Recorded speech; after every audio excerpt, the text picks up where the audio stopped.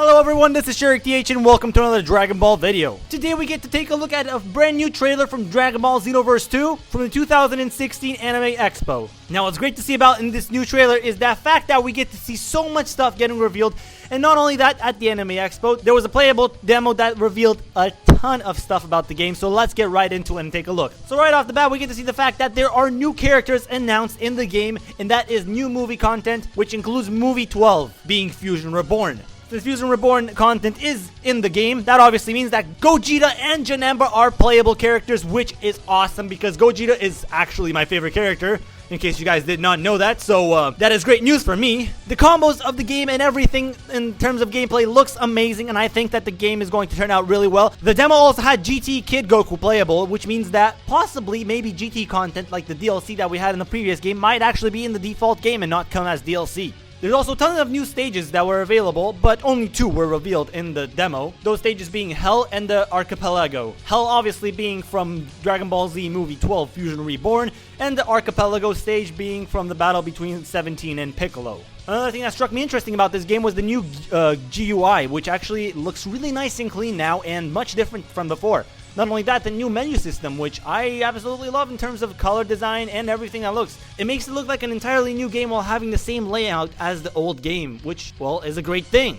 In terms of new custom character stuff, we got to see that there's Super God Fist and its final Kamehameha, which is actually a move used by Vegito in other previous Dragon Ball Z games, such as the Budokai Tenkaichi series and the Budokai series in general.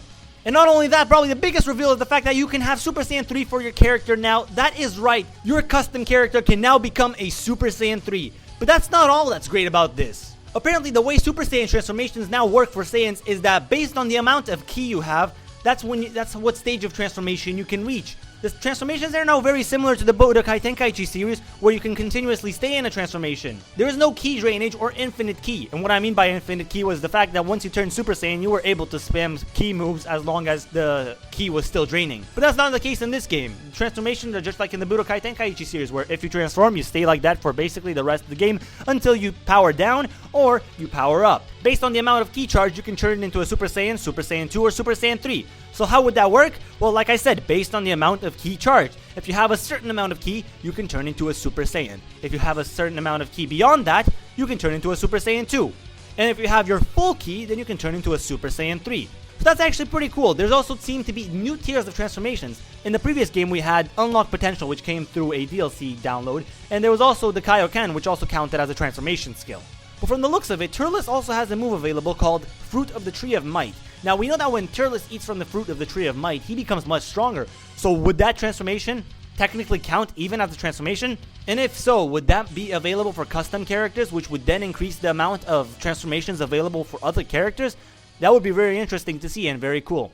In terms of gameplay itself, there's lots of new stuff. You get to see a lot of the hub in the new system, and the fact that there are tons of other locations that are available that are part of the overworld, though not technically connected to the overworld. That's right, from Konton City you are able to access Frieza's ship, the Capsule Corporation, and even the Elder's Lookout on Namek. We also got to see a bit of the hoverboards that we get to use in the game for those that want to travel around at faster speeds but do not have the flight ability yet. And we've also been confirmed story-wise that Mira and Towa are taking villains from different timelines and using them to obstruct history. Now, we don't know exactly if it's Mira and Towa as the main villains, but from the previous game and from the hints so far, we can assume that it's Mira and Towa.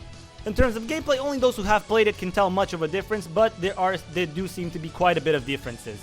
Unfortunately, I did not get a chance to play the game, so I can't tell you firsthand, but from seeing other people play the game, I am able to notice quite a bit of differences in the combos available, in the combos that you're able to make in the game, and from the movesets of the characters, from the fact that you now have more character movesets available, not only in the terms of the amount of movesets that you have available to add to your character, but the fact that you can actually do more movesets in the game overall.